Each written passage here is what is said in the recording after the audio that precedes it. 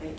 So yeah, I actually had a question for both Jim and also Doug and company.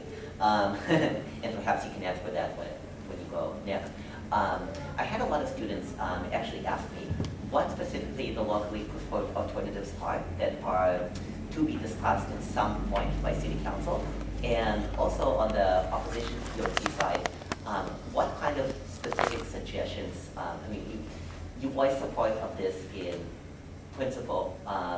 What would you change to make BRT viable, in your opinion? So we'll go. Doug or Mike, would you like to speak on that? Well, I actually want to respond to a couple of things. Oh, yeah, absolutely. Should I have my hand up? Alan Toby made some points about some other plans that have been brought forth. The South Side Plan, many residents feel, is a highly defective document now. It was begun around 1998 or 1999. A lot of the people that were involved in that are no longer involved. Conditions have changed. This is an old document. So, Alan, I think if you're saying the general plan is an older document, this is also an old document. And certain assumptions were made about BRT that didn't have a lot of the facts available. The climate action plan the city's putting forth has been basically developed by advocates for a certain point of view, and they do buy into a smart growth philosophy that includes things like BRT. So I'm not surprised that that would be part of that, but I don't think that reflects the general population of Berkeley as far as their desires for transportation policy here. The other thing, the downtown area plan, my goodness gracious, that was an interesting process to follow. I went to almost every meeting of that. They spent precious little time talking about the fundamental issues of BRT, precious little time. So their conclusion about it is based on very little determination, and I don't think that should be held up as a document that reflects city policy on a representative basis at this time either.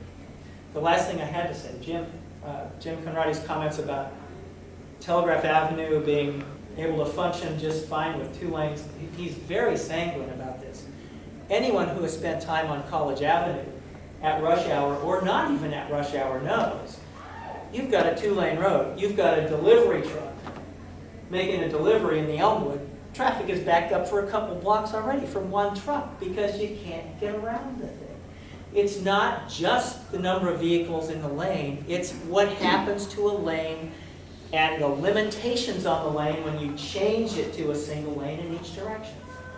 If people back out because they're parking, if there's some minor disturbance, a bicyclist is late getting across the street, any number of things can slow up a lane. And I drive Telegraph a lot because I have to go see students that I tutor. And I can't go on College. So one of the main things I use Telegraph for is getting south and heading over to College. And I'm not alone. A lot of people do things like that because Telegraph is a functioning thoroughfare and College is not. So if we make 2 College Avenues, we're going to have a whole hornet's nest full of problems because people will not be able to access the north-south transportation corridors in the city any longer.